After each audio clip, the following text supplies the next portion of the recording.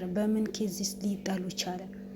ምክንያቱም እንደምታውቁት ከዚህ በፊት ሉል በታመመ ሰዓት፣ ሉል በታገተ ሰዓት ሉል ላይ ብዙ ነገር ደርሰዋል። እንደምናውቀው እንዳያችሁት የማይረሳ ነገር፣ አመት ያልሞላው ነገር ሉል አንዴ ፓራላይዝ ተደርገዋል፣ አንዴ ታግተዋል። በዛ ጉዳይ ላይ ዋናና ዋና ሆኖ የሰራው ዘላለም ነበር። በብዙ ጉዳይ ላይ ዘላለም ነው የሰራው።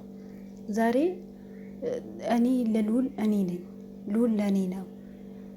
በሁለታችን መሀል ምንም የሚፈጠር ነገር የለም። ሁለታችንም ለፍተን ደክመን ራስ በራሳችን ተደጋግፈን ምንኖር ሰዎችና ምናድግ ሰዎች ነን። በእኛ መሀል ምንም ማንም አይገባም ነው ያሉት የነበረው። እሺ ዛሬ ምን ተፈጠረ? ምን ተፈጥሮ ነው በዚህ ልክ ሊለያዩ የቻሉት? አሁን ደግሞ ዘላለም እንደምታዩት ጭራሽ ድኳሾ ትቶ ነው የወጣው። ሙሉ በሙሉ ትቶ ነው የወጣው። የራሱ ከፍቶ ዩቲዩብ ቻናል ራሱ ከፍቶ ነው የሚሰራው። ለዛም ከነዚህ ከነሉል ከናቤል በጣም ሩቁ ሌላ ጀማ ፈጥሮ ሌላ ጓደኛ ፈጥሮ ነው የሚኖረው። ለምን ሊሆን ይችላል? ምን ተፈጥሮ ይሆናል? በተለይ ከሉል ጋር ለምንድን ነው የተለያዩት? እኔ ሁሌ ጥያቄ ነው የሚፈጥርብኝ። ሁሌ አንዳቸው ቪዲዮ ይስራሉ፣ አንዳቸው የሆነ ምክንያታቸው ይናገራሉ ብዬ ስጠብቅ ግን የለም። በጣም ተራርቀዋል፣ ከምላችሁ በላይ ተራርቀዋል። ለምን እንደሆነ አላውቅም። እንኳን ሉል ሰሞኑ እንኳን እጁ ተሰብሮ ምንም አይነት አንድ ላይ ሆኖ አናያቸው ምንም ነገር። በእርግጥ ከካሜራ ጀርባ ሊገናኙ ይችላሉ፣ ግን በእነሱ ጉዳይ ላይ እኛ ብዙ ጊዜ ያሳስበናል። ብዙ ጊዜ በቃ ለምን እንደዚህ ሆነ? ለምን ጠፉ? ምክንያታቸው ምን ይሆናል? ማለት ሁለታቸውም አንድ ላይ ሲሰሩ ነው እኛ ሁላችንም ደስ የሚለን። አንድ ላይ ሆነን ስናያቸው ነው ሁላችንም እኛ ደስ የሚለን። ግን ዛሬ ምን ተፈጥሮ ነው በዚህ ልክ ሊለያዩ የቻሉት? እኔ በጣም ነው ጥያቄ የፈጠረብኝ። አሁን ሉል አቤል ዘላለም ድኳሾ ትቶ ከወጣ በጣም ቆይተዋል፣ በጣም ከምላችሁ በላይ እና ግን ለምን ሊሆን ይችላል? ለምንስ አዲስ ቻናል ከፍቶ ነው ሊሰራ የሞከረው? ለምን ከነሉ ለምን ራቀ?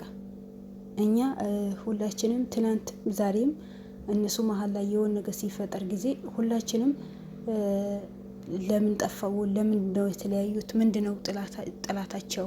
ለምን ተጣሉ? ምን ምክንያት ኑሮባቸው ነው? ለምን በዚህ ልክ ተራራቁ? ብለን ሁላችንም በኮሜንት እናጣድፋቸው ነበር።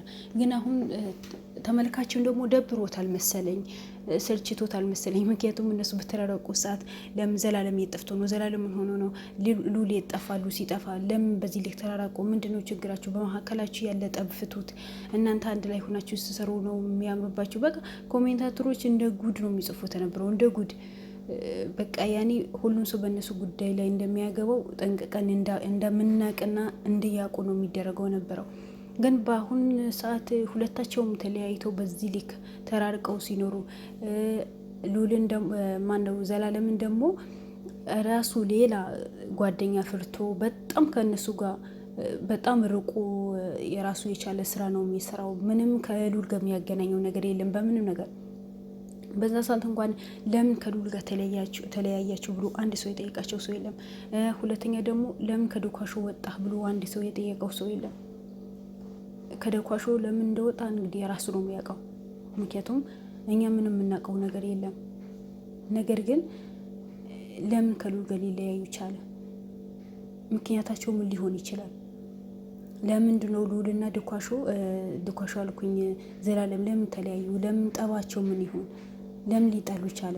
ምክንያቱም እነሱ አብሮ ሲሰሩ አብሮ ሲስቁ ሁሉ ነገራቸው አንድ ላይ ሲሆኑ ነው በጣም ደስ የሚለው። በአንድ ሆኖ ሲሰሩ ወንድማሞች ሆኖ ሲሰሩ ነው ሁላችንም እኛ ደስ የሚለው። አንድ ላይ ሆኖ ሲሰሩ ነው እኛ በጣም ደስ የሚል ነበረው። እነሱም ከዚህ በፊት እኮ ተናግረዋል።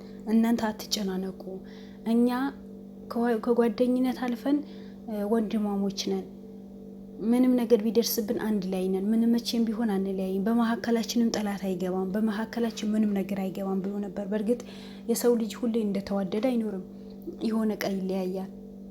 እና በተለይ የኤልሳ ጉዳይ ሊቋጭ የሆነ መሀል ላይ ከደረሰ በኋላ ነው እነሱ የተለያዩት። በቃ በምንም ነገር እንዳይገናኙ የተለያዩት።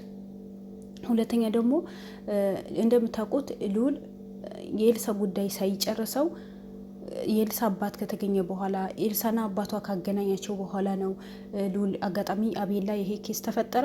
ሙሉ በሙሉ ይሄ ኬዝ ላይ የገባው የኤልሳ ጉዳይ ማነው አሸናፊ ይሰራው ነበር፣ ግን ልዑል ሙሉ በሙሉ ነው የወጣው ከዛ ኬዝ ላይ ሙሉ በሙሉ። ለምን እንደሆነ እኔ ምን ማቀው ነገር የለም። ከዛ ጊዜ ጀምሮ ነው ልዑልና ዘላለም የተለያዩት። በቃ ሙሉ በሙሉ የተለያዩ። ለምን በዚህ ልክ እንደሚለያዩ አላውቅም። ችግራቸው ምን እንደሆነ አላውቅም። ኤልሳ በመካከላቸው ገብታ ታጣላቸው፣ ችግር ይፈጠር። እንግዲህ ሁለታቸው ነው የሚያውቁት። ሌላ ማንም ሰው የሚያውቀው ነገር የለም። ግን እኛ የምንፈልገው እኛ ደግሞ ከነሱ የምንፈልገው ምንምና ምንም ነገር አይደለም። በቃ ሰላም ፈጥረው ለጠላታቸው እጅ ሳይሰጡ ምንም ነገር ባንዳቸው ላይ ቢፈጠር አንድ ላይ ሆኖ እንዲሰሩ ራስ በራሳቸው ተያይዘው እንዲያድጉ በቃ ሁሌ በደስታ እንዲኖሩ በልዑል ላይ የሆነ ነገር ቢደርስ ዘላለም እንዲደርስለት፣ ዘላለም የሆነ ነገር ቢደርስበት ልዑል እንዲደርስለት ነው የምንፈልገው ሁለታቸውም። ምክንያቱም በጣም ጎበዝ ናቸው። በጣም ከምላችሁ በላይ ጀግና ናቸው። በቃ ምንም ነገር ማይበግራቸው፣ ምንም ኬዝ ያዙ ምንም ማያሸንፋቸው፣ በቃ ራሳቸው ተቋቁሞ የሚሰሩ ራስ በራሳቸው ደግሞ ተደጋግፈው የሚሰሩ እነዚህ ሁለት እንቁዎችን መቼም ተለያይተው ተጣልተው ሊኖሩ ማንም ሰው እንደማይፈልግ እርግጠኛ ነኝ። የማናችንም ደስታ አይደለም። እኛ እነሱ ሁሌ ደስተኛ ሲሆኑ በደስታ ሲኖሩ አብሮ ሲሰሩ ነገራቶቹ ተመካክረው አንድ ላይ ሲሆኑ እንደዛ ነው የሚያምርባቸው እንጂ በዚህ ልክ ሰማይና ምድር ሆኖ ሲኖሩ የሁላችንም የሚከፋን ነገር ወይስ የሁላችንም ጥያቄ ሊሆን ይችላል። ስለዚህ ልዑልም ሆነ ዘላለም በዚህ ጉዳይ ላይ መልስ ቢሰጡ፣ እንደ በፊት አብሮ ቢመጡ፣ እንደ በፊት አብሮ ቢሰሩ በቃ ይሄ ነገር ነው ያለያየን፣ ወይ በዚህ ነገር ነው ተለያይተን ነው ወይ ከካሜራ ጀርባ እንገናኛለን እኛ መቼም አንለያይም ብሎ የሆነ መልስ ቢሰጡ እኔ ደስ ይለኛል።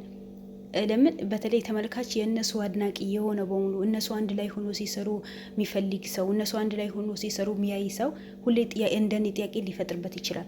እኔ ውስጤ ላይ ሁሌ ጥያቄ ስለፈጠረብኝ ነው ይሄ ነገር ማውራው።